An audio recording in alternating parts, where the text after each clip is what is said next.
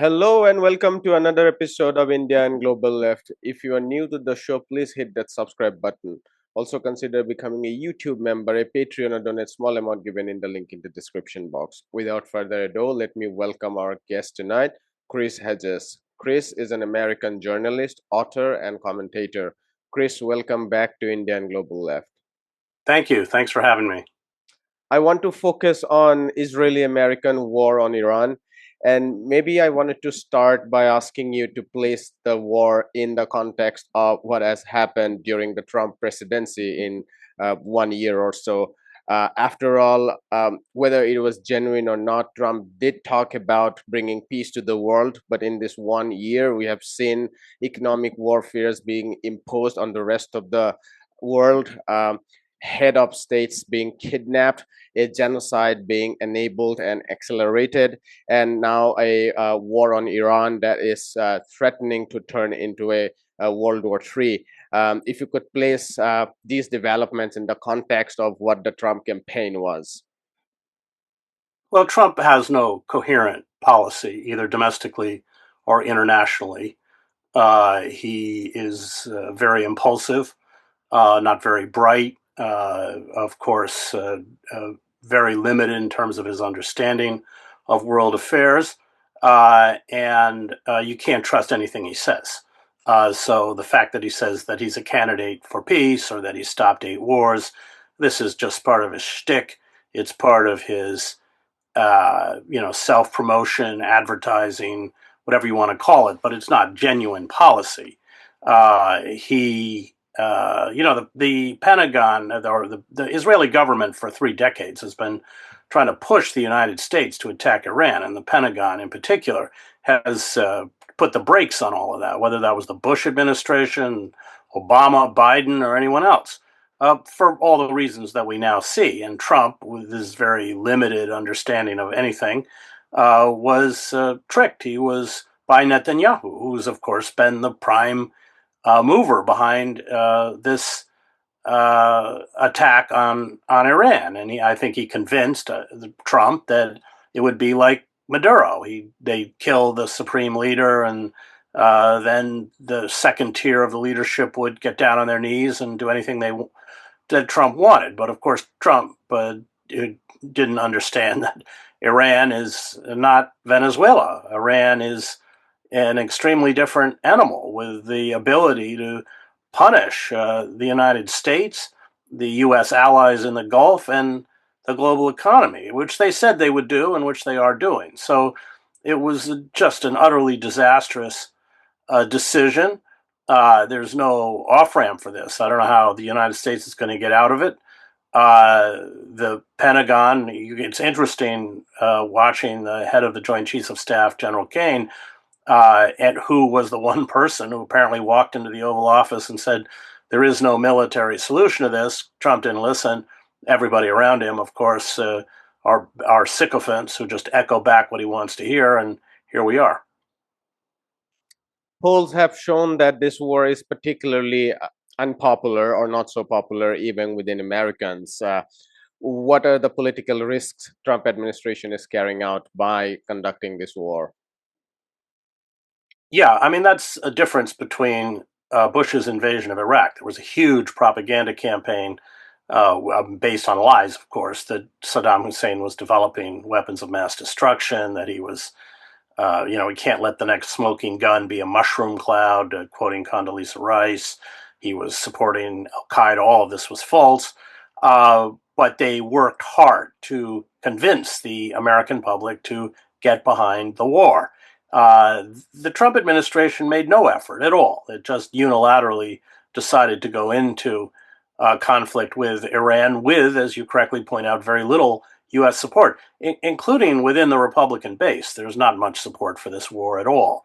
And I think that's because Trump bought Netanyahu's line that this was, we were going to kill the supreme leader. We knew where he was. And the house of cards was going to collapse. The Iranian regime was fragile and weak. And it'll all be over by the weekend. And of course, that is not what happened. And now Trump is in a terrible, terrible bind. What are the ramifications? Well, the ramifications are increasing anger towards the Trump administration over another endless war. Let's not forget that it's not now the United States or Israel that can end this war. It's Iran. There's pretty good evidence. I mean, look, through the fog of war, I covered a lot of wars, and information is immediately weaponized, whether that's by the United States, Israel, or Iran. However, reading through the lines, reading through the fog of war, Iran has been able to do significant damage. And I think it's also important they have withheld their most potent missile systems and weapons uh, back to deplete interceptors. And they have not focused yet on Israel, despite the damage they've done. There's very, very heavy censorship in Israel, just recording any pictures of strikes by Iran can get you arrested. There's certainly been damage, but I think what's coming, because the Iranians have quite astutely held their most advanced systems, including their hypersonic missiles, back. What's coming next for Israel is not going to be good for Israel. And nobody knows how to get out of it. I mean, the Strait of Hormuz is blocked. The Iranians have threatened mines. They may even have put mines. You can have countries tap into their oil reserves, which they've already begun to do, but it's not had much effect. But over the long term, it won't have any effect. This is going to be devastating for the European economy and, of course, the Indian economy, which is why the Trump administration has said that they can now buy oil from Russia. It's really, really a disaster. And I think the other thing is that the fragile ecosystems of the Gulf countries have been obliterated. And that was also part of the game, that we put all these U.S. bases in Qatar and Bahrain and everywhere else, and you'll be safe from an Iranian threat. Well, it's turned out to be the opposite. They've become targets, and the United States has not been able to protect these countries. In fact, there's all sorts of reports that interceptors, which they're running out of, by the way, are being prioritized for Israel. You have spoken about the control that Iran has taken in this war. Of course, the mainstream Western media has completely obfuscated and censored that. Given Iran has slowly gathered control of the war in the region, how long do you think this war would go on? Because Donald Trump has been saying that it will be quick, swift, but it seems like he wants to get off the war, but that's not going to happen. It'll go on as long as the Iranians want it to go on. Iran recognizes that this is an existential threat, that appeasement doesn't work. I mean, the misreading of the Iranian leadership has been catastrophic, because the supreme leader Khamenei was in fact quite reticent to. I mean, remember, they took out the head of the IRC. They in the June 12-day bombing campaign. The Iranian response was almost symbolic. I mean, they warned the bases they were going to hit, even when they killed the commander of Soleimani. They told the U.S. which bases were going to be hit. I mean, he clearly didn't want a conflict. And of course, with his removal, you've probably, it's very opaque, but you'll probably see the rise of much more militant and aggressive Iranian leaders who recognize correctly that there's no negotiating their way out of this.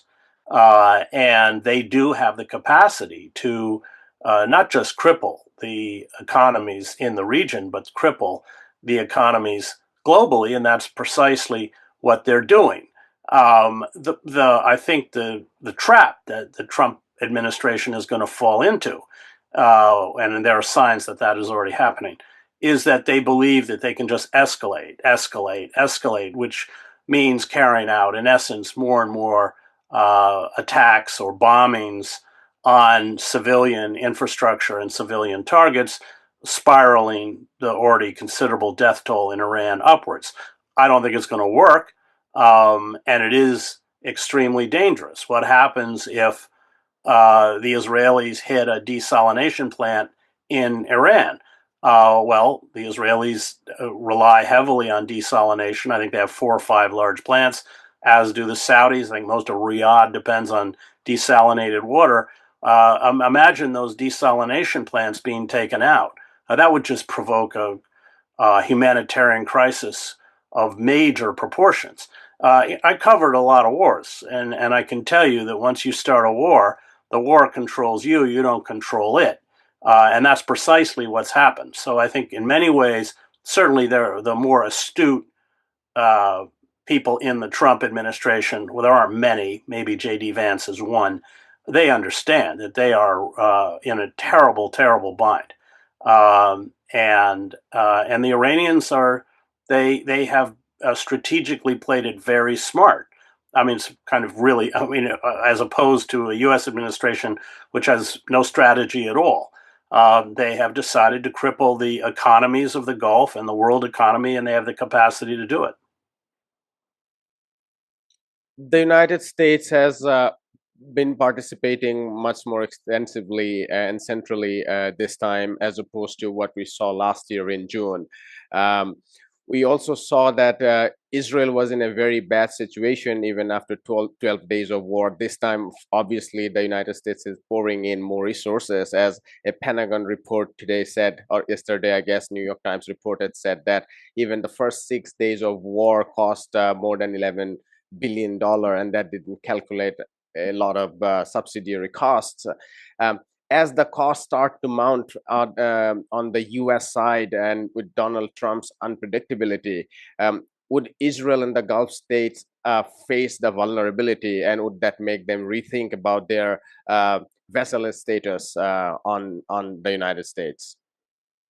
Well, I don't think Israel is a vassal. I think Israel is the one who, I think in many ways, Israel led this attack on Iran and America followed.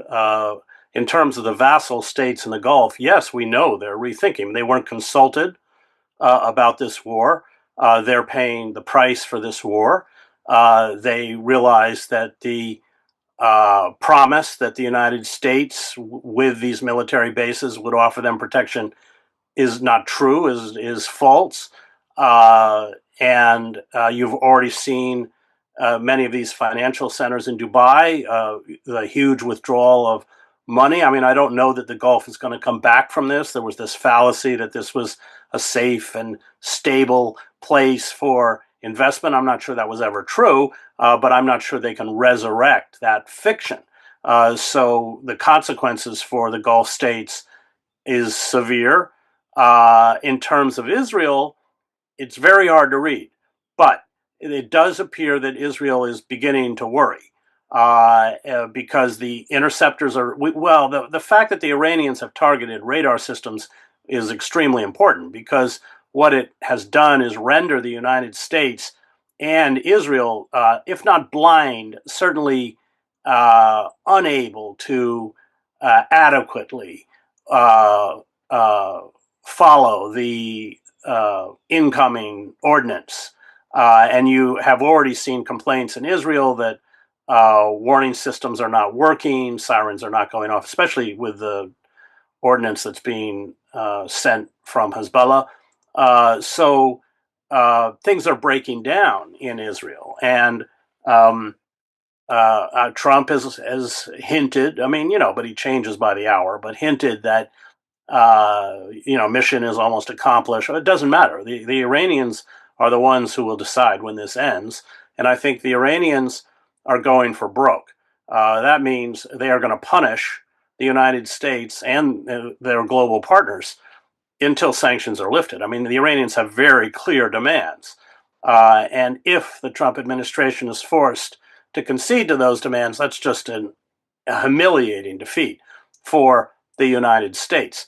If they refuse to um, uh, concede to Iranian demands, Iran can do tremendous damage. It already is doing tremendous damage to the world economy, and it's not just petrol; it's cargo ships. I mean, the consequences of this are catastrophic, which is why the U.S. Pentagon adamantly blocked any attempt or any flirtation by previous administrations in terms of going to war with Iran. I mean, Trump proposed this absurd solution that U.S. warships were going to escort tankers and cargo ships through the Strait of Hormuz. I'm sure the Navy commanders very swiftly talked Trump out of it because the strait is incredibly narrow. Not it's already, I think it's 21 kilometers wide, but it's but the actual shipping lanes are even narrower.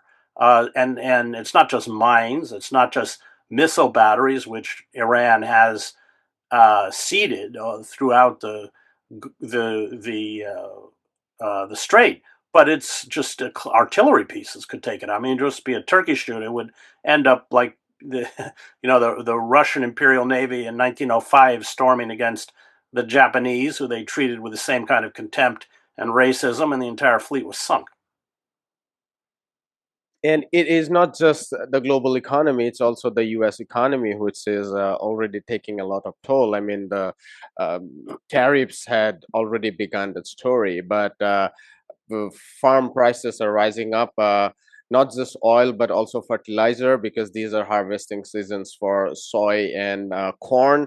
And input prices would go up as oil prices would rise. And there are reports about the release of 170 million barrels not being able to push down oil prices because expectations are as such that the war would continue.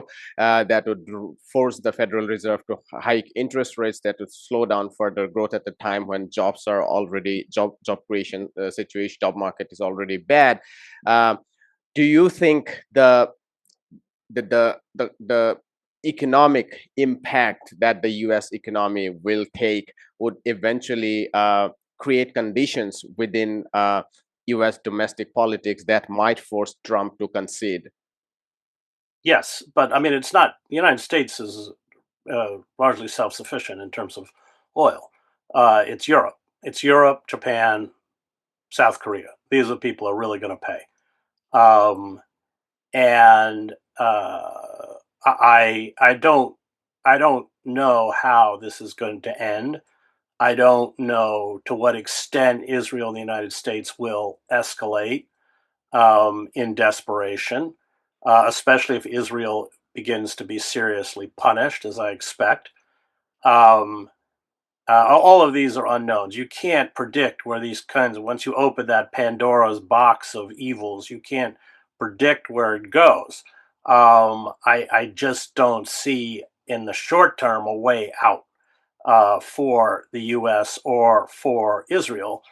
And in desperation, they will, uh, I fear, just begin to carry out, just begin to destroy Iranian cities. That's certainly Israel's goal. I mean, it's important to remember that the objective of the United States and Israel there is different. Israel wants to turn Iran into a failed state, the way it did with Syria, the way it did with Libya. You could argue the way it did with Iraq, because then it's not a threat. They can leave the U.S. to clean up the mess. The United States wants regime change. Those are two very different objectives. And so if this continues and Iran is just devastated the way Gaza has been devastated, that is what Israel wants. On the one hand, on the other hand, I don't think Israel has adequately understood the capacity of the Iranians to inflict damage on Israel itself. And Israel's a tiny country. It's a postage stamp of a country. It's 6 million people roughly. Iran, over 10 times that, over 90 million people. And Iran is a huge country. It's the size of Western Europe. So, a long war of attrition, given Iranian resources, and let's be clear, given the assistance that I'm almost certain Iran is receiving from Russia and China, at the very least in terms of intelligence, and possibly in terms of weaponry. There's reports that the Iranians are using the Chinese satellite system. That has really caused consternation among U.S. war planners because they can not only can they see American assets, but their targeting is much more accurate, and that is really uh, you know jolted the Israelis and the Americans. So, yeah, well, and it's totally understandable because, of course, what has the United States been doing to Russia vis-a-vis Ukraine? They provide the intelligence for Ukrainian attacks on Russian assets, and Russia is now returning the favor, including, of course, drone technology, because Russia was actually exporting Iranian drones for the war against Ukraine. Rosatom also has decided to keep its 450 odd employees at the site at Bashar, where they are building three nuclear plants. That also indicates that Russia is quite confident about Iranian capability to hold on or, in fact, inflict significant damage to the other side. Um, I wanted to ask you, is it fair? Do you think it's fair to think of this moment as the beginning of the end of American, or if not end, the beginning of the decline of American influence in the region, making greater space for Russia and China? I think so. Now, this could go two ways. Once the conflict ends, the United States could try and approach the Gulf states and say, "You just need, more of our hardware, more of our bases. Iran is an existential threat." I'm not sure that's the way it's going to go. I think the Gulf states, at least from what I've read, feel deeply betrayed, as they should feel betrayed. And especially the fact that the United States has made it clear that their priority is the defense of Israel, not the defense of anyone else in the region.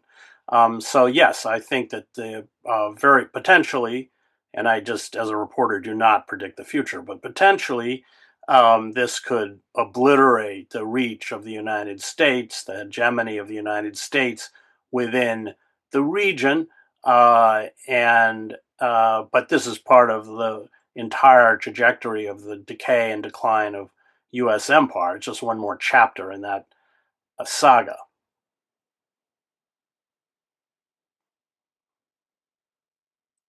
I wanted to quickly ask you about Iraq, given you covered the Iraq war. Some commentators are saying the destabilization that Israel desires to create in Iran, that is sort of happening or has begun. There are signs about it in Iraq rather than in Iran.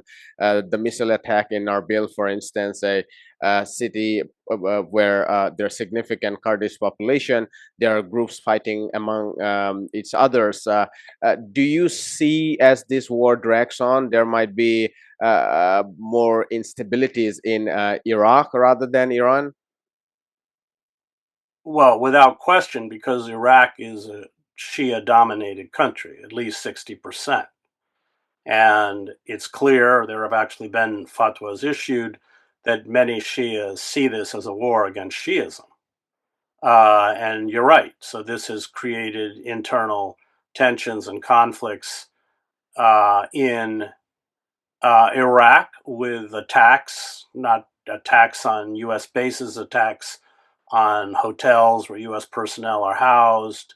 Yes, that's the danger. That I mean, you have Bahrain is primarily Shia. You have a Sunni ruler protected by a Sunni kind of Praetorian guard, but the rest of the country is Shia. You've seen huge unrest in Bahrain. You have what 2-3 million Shia in Saudi Arabia. So yeah, I think that potential for this is already spreading throughout the region, and the rage is understandable, and that will create instability outside the borders of Iran. It already is creating instability outside the borders of Iran. How bloated is Israel in your assessment, given they have accelerated the war with Lebanon again?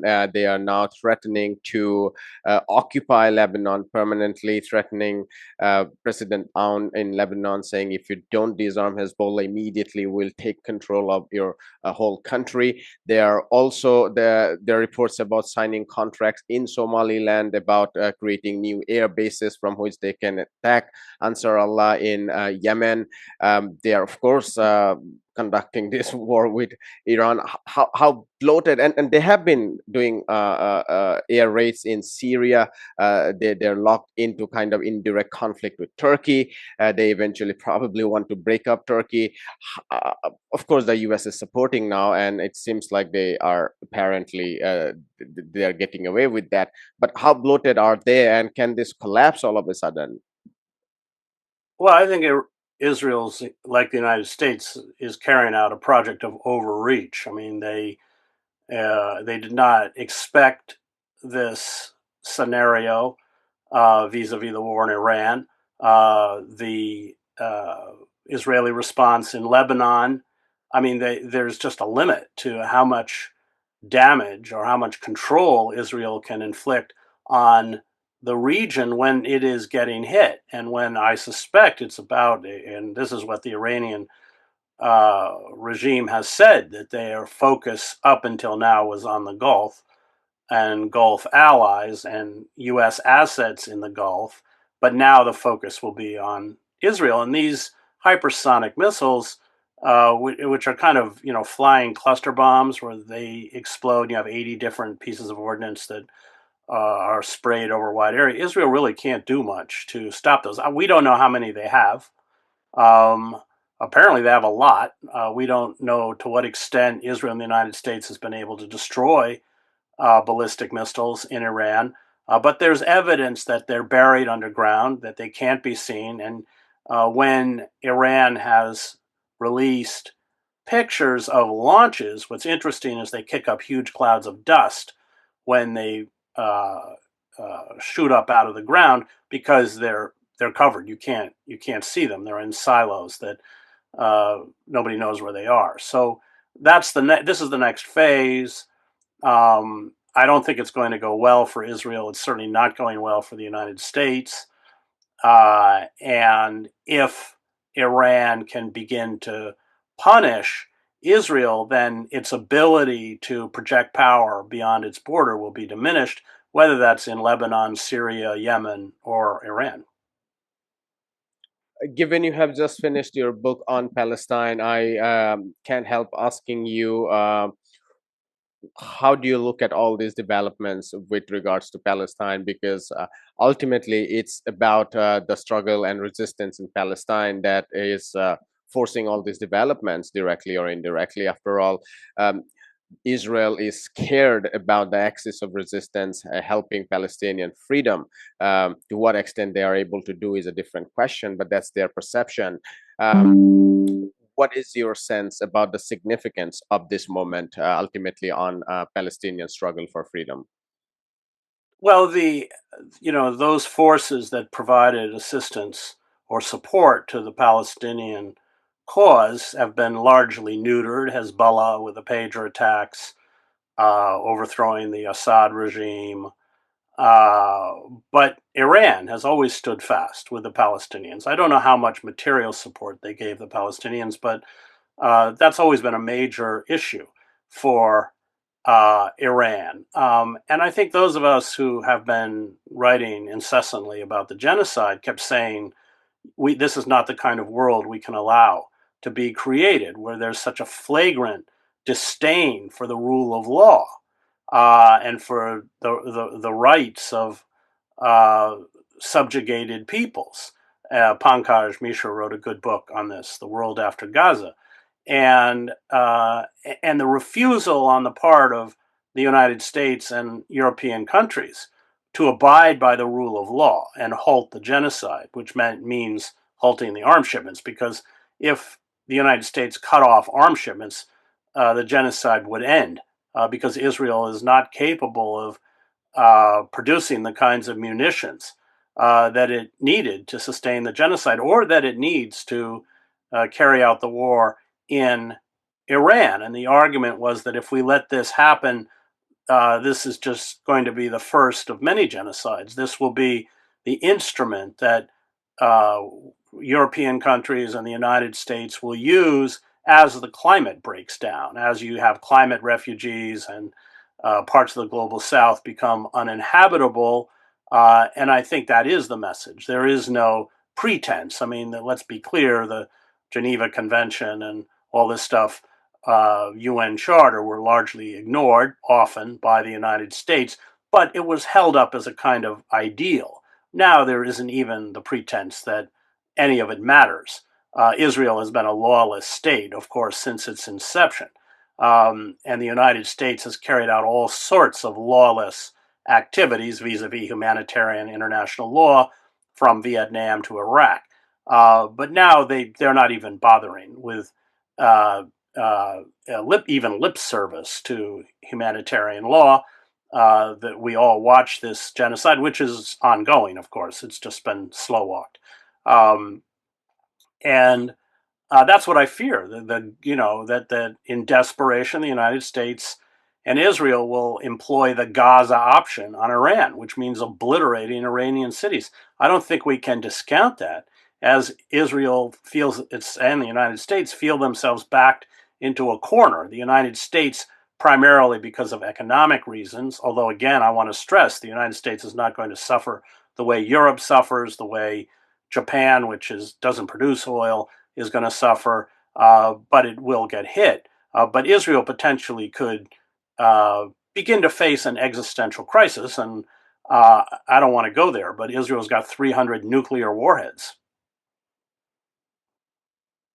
We are coming to the end of our estimated time, but if I could briefly ask you about, given you have covered war, I should ask you about anti-war mobilizations and what can be done, particularly within the imperial core.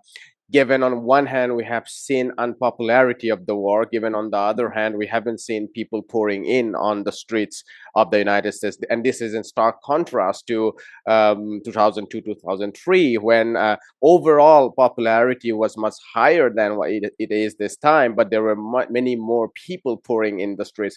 My own sense is that part of this is because of the rise of social media, as people are expressing their opposition in social media, but there can be cynicism about political parties, avenues, and so on. I'm very curious to hear your thoughts about how can we use this moment, or what is our responsibility, particularly as Americans, and not me, but as Americans, to oppose this war, and what kind of mobilizations should we see in the American cities? Well, it's not just the war. It's the rise of an authoritarian state within the United States, one that in many ways replicates Modi's India, including the use of vigilante forces. What he draws these militias from the RSS, I don't know where they come from, but that we have replicated that with ICE. The American legal system is collapsing, uh, and mass mobilization is the only weapon we have left. I was in November in Italy with Francesca Albanese and Greta Thunberg and Yanis Varoufakis, with the dock workers in Genoa who shut down the port and have called for no more weapon shipments to be loaded onto ships bound for Israel. It's exactly that kind of mass protest, mass civil disobedience that are going to protect us from imbecilic leaders who speak solely in the language of force. All of your viewers should go on YouTube and type my name, Resistance 101. We made a 1 hour documentary about uh, those protests in Genoa and Rome, with interviews with Francesca and Yanis and others, because I wanted people to see what it is we have to do, and then hear the voices from some of the globally leading resistance figures about why it's necessary, including Tiago, who organized the flotillas, etc. So that's it. That's our only hope. I both in terms of blocking war, endless war, the illegality of this war in Iran. It's a war crime under post Nuremberg laws. Preeminent war is a war crime, but the internal mechanisms within these systems of government are not going to save us. And so it is up to us. I think one of the reasons you saw protests around the Iraq war and you're not seeing it around the war in Iran is because there was a huge buildup to the war. The intention of carrying out the war was relayed for weeks and weeks before the actual invasion of Iraq began. In this war, you had the fake negotiations led by Steve Witkoff and Jared Kushner, two people who have no business carrying out negotiations in the Middle East at all. That's another aspect of the American empire, is that it's eviscerated its diplomatic corps. And so there was the false pretense that there was a negotiated way out, when in fact, of course, and so I think all of us realize that with the massive deployment of U.S. forces, especially naval forces, in the region, but and then there was a sudden attack, and that has become a modus operandi both for Israel and the United States. So I think that's another reason you didn't see people in the streets, because it happened without any kind of warning, in essence, or very little warning. I mean, there were threats, but yeah, we're going to save ourselves by carrying out collective action, because that's the only power we have, and the strike is the most important weapon we have. Or we are rapidly devolving into, and I'm talking about former democracies like the United States. The United States is no longer a democracy, of course, but we are rapidly devolving into the kinds of autocratic police states that have already, captured power in places like India. I mean, Modi is just a more intelligent version of Trump. Trump is, I mean, it's not that's not a high bar, but Very quickly, what is the reason that the mobilizations we saw during the Palestinian right after the genocide during the Biden administration, why haven't we seen a fraction of that even being turned into mobilization against this war? Is it because that has been effectively crushed now, or is there a real disjuncture between those activists who protested or demonstrated against the genocide and the anti-war activists who want to see the end of this war? no, they've criminalized dissent. So college campuses, you can't even hand out flyers. I mean, they banished free speech on university campuses. And you've had not just students, I think we had 3,000 students arrested, but professors have lost their jobs. The few spoke out about the genocide, including like Catherine Franke, the great constitutional law scholar at Columbia, uh, for daring to defend the rights of her students at Columbia, lost her job. I mean, she's not the only one. So there's been a kind of McCarthyite clampdown on free speech, where if you, and then of course they've attacked or revoked visas or gone after foreign students. Uh, you can't underestimate the heavy hand of repression in the United States on the issue of Palestine, on the issue of war, what Trump calls the so-called radical left. They're very, very serious, because especially as the Trump administration becomes less and less palatable to a larger number of the American people, and especially as its policies, whether that's ICE, shooting unarmed American civilians dead in the streets of Minneapolis, or this war with Iran, the mismanagement, as it becomes more pronounced, the repression will become more pronounced. That's how authoritarian regime works. Authoritarian regimes never have majoritarian support, maybe at the very inception, but not even then, not usually. I mean, I think the Nazis ever polled above 37% or something. So, that's what they do. They don't care what you and I think. They don't care. And they will crush anything, however insipid, however small, that threatens their death grip on power. And you can't underestimate how far that's gone in the United States, very, very at a very swift speed. We'll leave it there, Chris. Thanks so much for this conversation, and appreciate your time. Not at all. Thanks. Hi, my name is Ayushman. I, along with Jyotisman, have started this platform. In the last 2 years, we have tried to build content for the left and progressive forces. We have interviewed economists, historians, political commentators, and activists so far. If you have liked our content, so far and want us to build an archive for the left, I have two requests for you. Please do consider donating for the cause. Link is in the description below. Also, if you are not able to do so, don't feel sad. You can always like our videos and share our videos to your comrades. Finally, don't forget to hit the subscribe button.